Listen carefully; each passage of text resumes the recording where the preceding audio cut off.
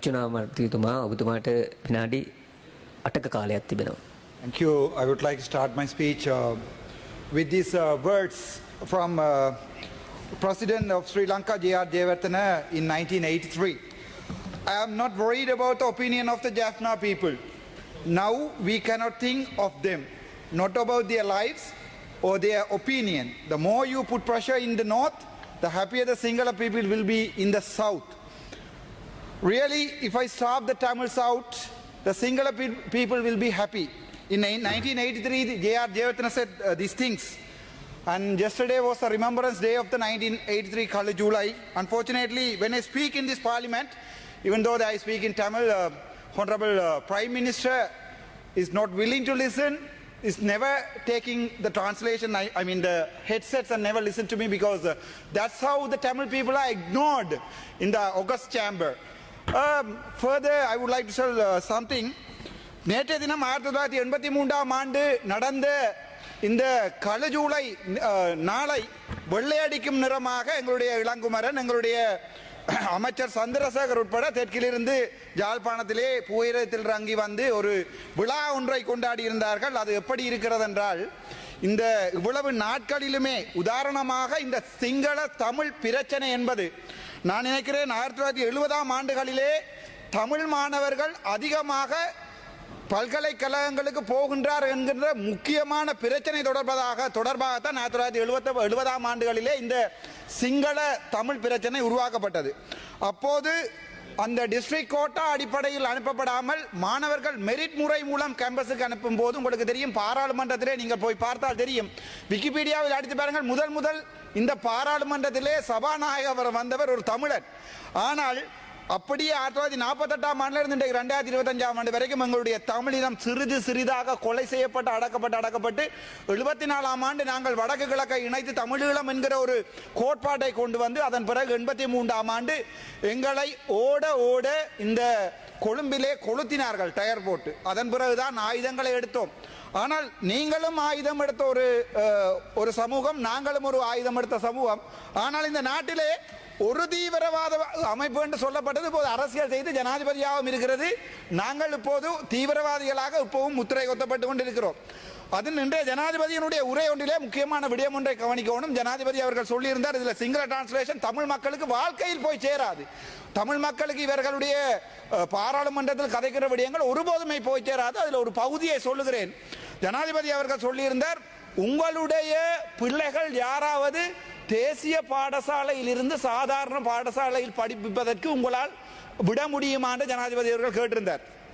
என்ன கவலை என்றால், 88ஆம் ஆண்டு 89ஆம் ஆண்டு வரதராஜ பெருமாள் காலத்திலிருந்து கொண்டு வரப்பட்ட இந்த மாகாண சபை ஒரு வெள்ளை யானை என்றுதான் விவரிக்கப்படுகிறது. இந்த மாகாண சபை கொண்டு வரப்பட்டது அந்தந்த மாகாணங்களிலே இருக்கின்ற அந்த மாகாணத்தை பிரதித்துவப்படுத்துகின்ற தேசிய இனங்கள். உதாரணம் முக்கியமாக பார்த்தால் கிழக்கு மாகாணமாக இருக்கட்டும், புத்தளமாக இருக்கட்டும், அங்கே வாழுகின்ற முஸ்லிம் மக்கள், வடக்கு மாகாணத்திலே இருக்கின்ற தமிழ் மக்கள், அந்தந்த மக்கள் தங்களுடைய சுயநிர்ணய உரிமை, கல்வி, விவசாயம், அதை தவிர எங்களுடைய சுகாதாரம் போன்றவற்றை தாங்களே ஆளுகின்ற ஒரு கட்டமைப்பை தான் 88ஆம் ஆண்டு கொண்டு வந்தார்கள். இன்றை வரைக்கும் 13வது திருத்தம் ஒருபோதுமே நடைமுறைப்படுத்தப்படவில்லை முழுமையாக. ஆனால் என்ன கவலை என்றால், இந்த காலமாக எங்களுடைய எந்த சிங்கள அரசாங்கம் எந்த நடவடிக்கையை செய்ததோ அதே நடவடிக்கையை தான் இப்போது அனுர அரசாங்கம் ஒரு வெள்ளையடிப்பை செய்வதன் மூலம் செய்து கொண்டிருக்கிறது. என்றால் கழுஜூலியை மறவுங்கள். எங்களுடைய ஆசியாவினுடைய சொத்தாக இருந்த எங்களுடைய ஜாழ்ப்பாண நூலகத்தை எரித்த அதே சிங்கள இனம் இப்போது 100 மில்லியன் ரூபாவை போட்டுவிட்டு சொல்லுகிறது பாத்ரூம் கட்டுங்கள் என்று. நான் டிசிசி மீட்டிங்கு நேரே வருகிறேன். படிப்பு என்பது எவ்வளவு முக்கியம் என்பதற்கு நல்ல உதாரணம் எங்களுடைய அமைச்சர் சந்திரசேகர். என்னென்றால், எங்களுடைய டிசிசி மீட்டிங்ல ஒரு சேக்குலர் இருக்கிறது. 2022ஆம் ஆண்டு ஒரு அமைச்சர் ஒரு வெளிநாட்டிலே போய் ஹரணி அமரசூரிய தொடர்பாக எனக்கு மிகவும் சந்தோஷம். என்னென்றால், she is a doctorate, so that's why I am very happy. Unfortunately, some of the ministers from the northern NPP government, maybe we call JVP government, have no basic qualification to be as a minister. எங்களுடைய ஹரணி அமரசூரியவை நான் கேட்கிறேன், நீங்கள் education ரிவோர்ம்ஸை கொண்டு வருவதை போன்று ஒரு அடிப்படை தகுதி ஒன்றை கொண்டு வாருங்கள், மினிஸ்டராக யார் இருக்கலாம் என்று. ஏனென்றால் ஒரு சர்க்குலர் ஒன்று அனுப்பியிருக்கிறார்கள். அதில் 26வது வகந்தி சொல்லுகிறது, ஒரு தேசிய பட்டியல் எம்பி ஒரு ஒரு ஒருங்கிணைப்பு கூட்டத்துக்கு வரலாம் என்றால் அவர் அந்த கூட்டத்திற்கு வந்து தனக்கு ஒதுக்கப்பட்ட பணம் சம்பந்தமாக கதைக்கலாம் அல்லது அவரது பிரதிநிதி வரலாம் என்று 26வது பகுதி சொல்லுகிறது. ஆனால் இலங்கையிலே அதிகூடிய படித்த மாகாணம் என்று சொல்லப்பட்டு ஒரு காலத்திலே நீங்கள் குற்றி வெட்டி வெட்டி வெட்டி வெட்டி புதைச்சு புதைச்சு புதைத்து யாழ்ப்பாணத்தை இப்போது ஓலைவெளியிலே கடைசியாக கொண்டு இருக்கிறோம். வடக்கு மாகாணத்தின் அபிவிருத்தியை பார்த்துக் கொள்கின்ற டிசிசி மீட்டிங்கின் தலைவர் சேர்மன் ஒரு பேசிக் டிகிரி கூட இல்லாதவர். என்ன கவலை என்னென்றால் அந்த 26வது பந்தியை வாசிக்க சொல்லுங்கள் தயவு செய்து. என்னென்றால் அதுல தெளிவாக இருக்கிறது, ஒரு தேசிய பட்டியல் எம்பியால் ஒரு டிசிசி மீட்டிங்கில் வந்து ஒரு விடயம் கதைக்க கூட முடியாது அவருடைய ஒதுக்கப்பட்ட பணத்தை தவிர. ஆனால் வடக்கு மாநிலத்துக்கு நீங்கள் தந்திருக்கிறது எங்களுடைய அமைச்சர் சந்திரசேகரை அவருடைய கல்வி தகமை தொடர்பாக மிகவும் சந்தோஷம். அங்கே அந்த சர்க்குலரில் என்ன எங்களுடைய ரஜீவன் எம்பி இருக்கிறார், என்ன அடிக்கடி சொல்வார் என்ன இழுக்காத என்று. ஏனென்றால் அவரும் ஒரு படித்த மனிதர். நாங்கள் ஒரு அதிபரை ஏன் எங்களுடைய டிசிசி கூட்டுங்க ஒரு சேர்மனாக மாற்ற முடியாது? அவருக்கு விருப்பம் என்னிடம் நேரிடம் சொல்லி இருக்கிறார். நீங்க கதையுங்கள், பிரச்சனை இல்லை, நான் டிசிசி மீட்டிங் சேர்மன் எடுப்பது கூட எனக்கு சந்தோஷம் என்று. ஆனால் அப்படி இருந்தும் கூட எங்களுடைய அமைச்சர் சந்திரசேகரை உங்களோட ஜேவிபி அதை இப்ப நான் இன்றைக்கு கதைக்கும் போது கேட்டுக்கொண்டிருந்தேன். துண்டு தெகா தேசபாலனை சொல்லி, அதாவது வந்து ரெண்டு மடங்கு, அதாவது வந்து ரெண்டா பிரிஞ்சு, இன்னும் தமிழ் தெரியவில்லை. அந்த பொறுங்க அமருங்கள் ரஜீவன் அவர்களே ஆறுதலாக கதைப்போம். அதன் பிறகு